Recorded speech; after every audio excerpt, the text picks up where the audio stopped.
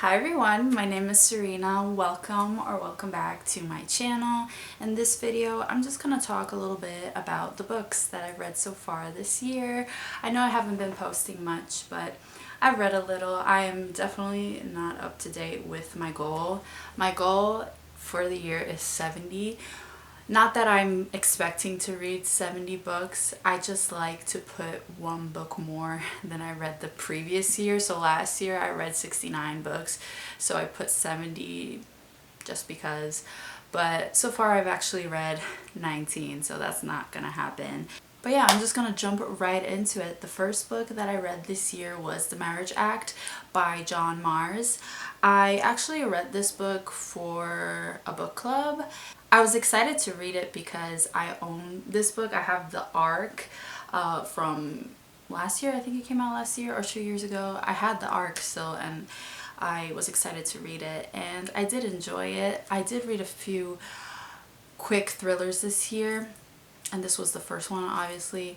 It's about this futuristic world in which everybody is paired with someone else and it's basically illegal to be single, and we have different perspectives and we see how each and every couple reacts to this act and how the government is always watching and how they're punishing who is single.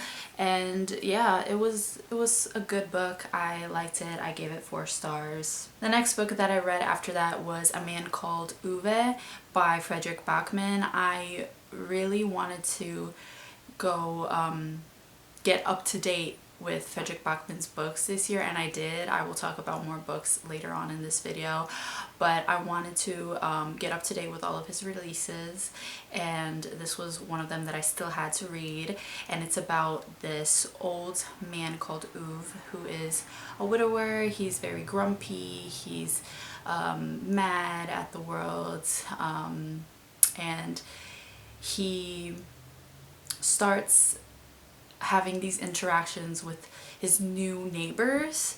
He keeps bumping into them, things keep happening, and at the end he like realizes some things. And I also saw the Swedish movie. I have not watched the American one with Tom Hanks yet, but the Swedish movie was great and it's very heartwarming. It makes you think, and I just thought it was good. I think I gave it 4 stars. And I think I've mentioned this before, but Fredrik Backman, I like his writing. He loves to write a lot about elderly characters and children. And in this case, it was it was an elderly man. But there are children in this book as well.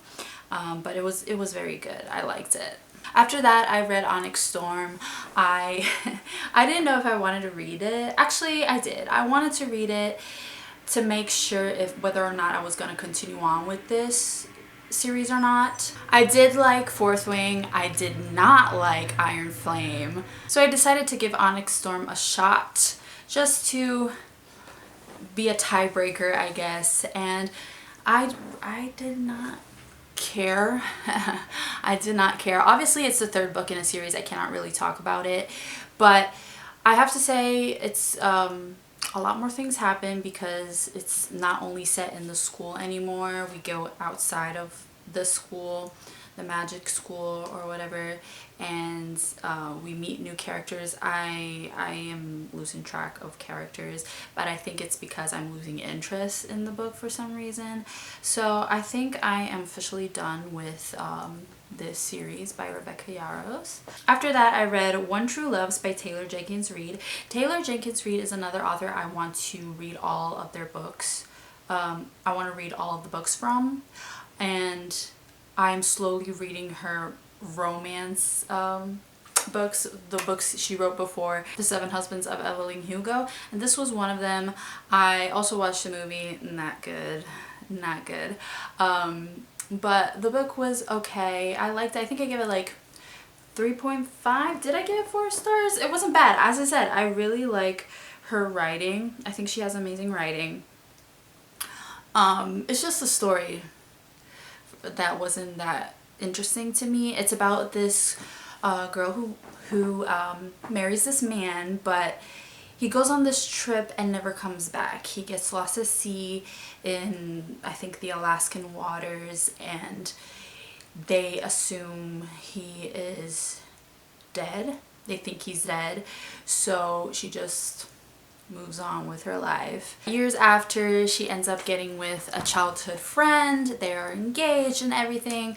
But then one day she gets this call saying that her first husband is actually alive, and that obviously shocks her because she grieved him, she moved on, and now he's back. And it's like, it's a complicated situation, obviously, and there's this like love triangle romance thing, and yeah, it's just not a subject I was really that interested in. But again, I really like the author's writing, and I think I give it 3.5 stars. I'm not sure, but around that. The next book that I read after that was Transcendent Kingdom by Yaa Gyasi. I absolutely love Homegoing by Yaa Gyasi. This book is more scientific. I don't know. It's about this character who is a doctor, she's a scientist, I think, slash doctor. She is trying to study the effects of depression in the mind. So the reason why she does this is because of her family members, her brother, her mom. They both suffer from depression, and yeah, she wants to study that and understand it better. And while we see her do that, we obviously see flashbacks of her childhood and the family dynamics. It was a really good book. I gave it 4 stars, but it's not as good as Homegoing, preference wise. So like, I enjoyed Homegoing more. After that, I read Highly Suspicious and Unfairly Cute by Talia Hibbert. I think this is her first young adult book. I'm not sure. I really liked Get a Life Chloe Brown and Take a Hint Dani Brown. I have to read the 3rd book in that series. I had the ARC from a few years ago and I still hadn't read it, so I just decided to do so. I was in the mood for something cute, and it was cute. It's about these 2 academic rivals in high school trying to compete for a scholarship, a university scholarship, and it's cute. There's OCD representation, and it was just a cute read, and I give it 4 stars. After that, I read Legends and Lattes by Travis Baldree, and I'm gonna be completely honest with you, I didn't really care.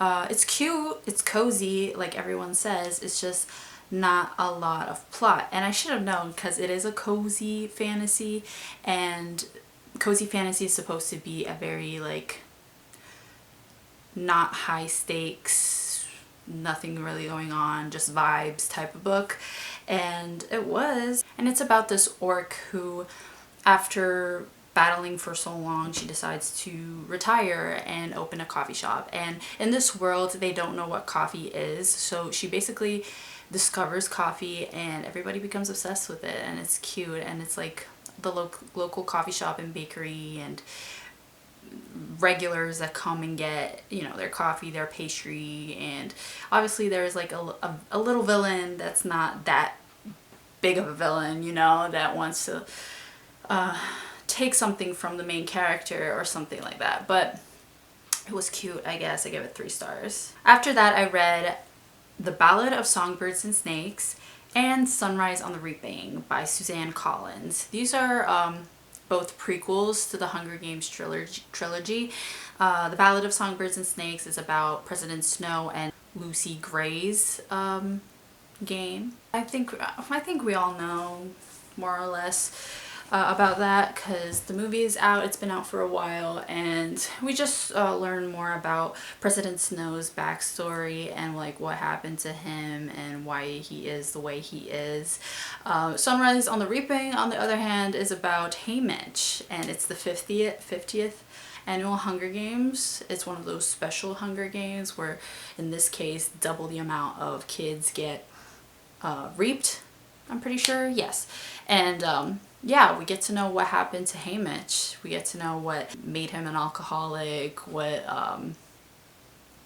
what actually happens during his game. And I'm excited for the movie. I have to say, I'm excited for the movie. The casting looks incredible and I like them both. I think I gave them 4 stars each. I read Tell Me What You Did by Carter Wilson. This is another thriller.